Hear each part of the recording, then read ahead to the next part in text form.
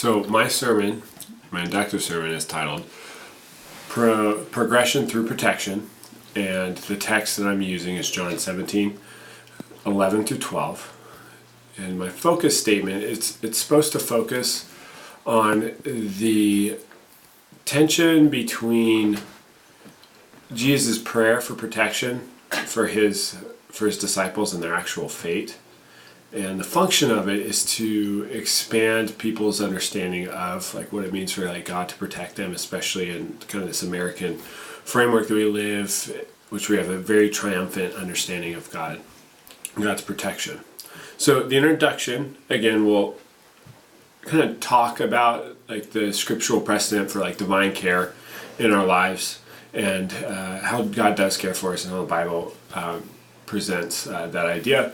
And then it will turn to the text, which is John 17, and I'll really spend a lot of time focusing on Jesus' prayer for protection for his disciples.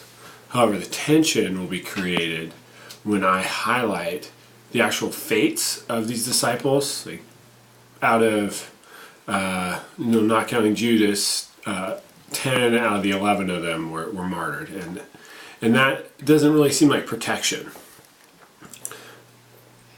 However, if we were to go back to the text, there's a pretty strong theme about being sanctified in the truth, and that has to do with being separated, with being purified, which shows that the emphasis is less on maybe what we deem as like protection and more on like sanctification of becoming holy.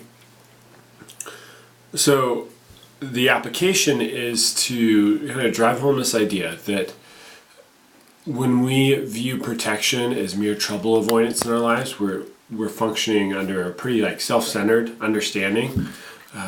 While if we are able to see this trouble